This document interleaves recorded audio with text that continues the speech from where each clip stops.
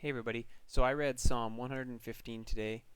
The overall reminder that the psalmist is really trying to make here is how our God is like no other God. Throughout history, we've had other nations try to make their own gods, and they were always gods of silver and gold. And he basically calls them out and says, they have mouths, but they don't speak, eyes, but they do not see. They have ears, but they do not hear, noses, but they do not smell, hands, but they do not feel, feet, but they do not walk. And they don't even make a sound in their throat. Those who make them become like them.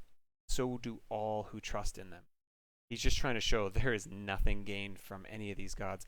We don't typically physically make our own anymore, but we constantly have other things vying for our worship and affection, whether that be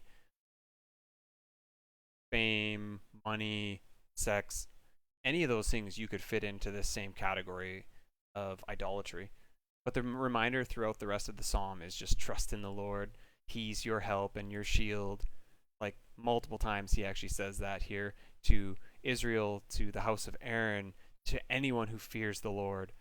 And again, that's not a fear of being terrified of him, but a fear of like in awe of who he is. And then a reminder that he's remembered us. He will bless us. He will bless Israel. He will bless the house of Aaron. He will bless those who fear the Lord, both small and great.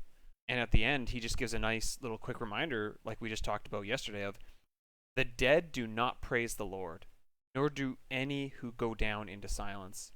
But we will bless the Lord from this time forth and forevermore. How is that possible? We talked about this yesterday, how we are all spiritually dead.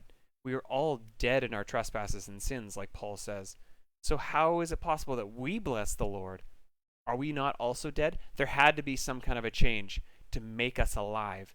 And again, that just goes back to what Christ has accomplished. He didn't come to earth to die to make bad people good. He came to earth to die to make dead people alive.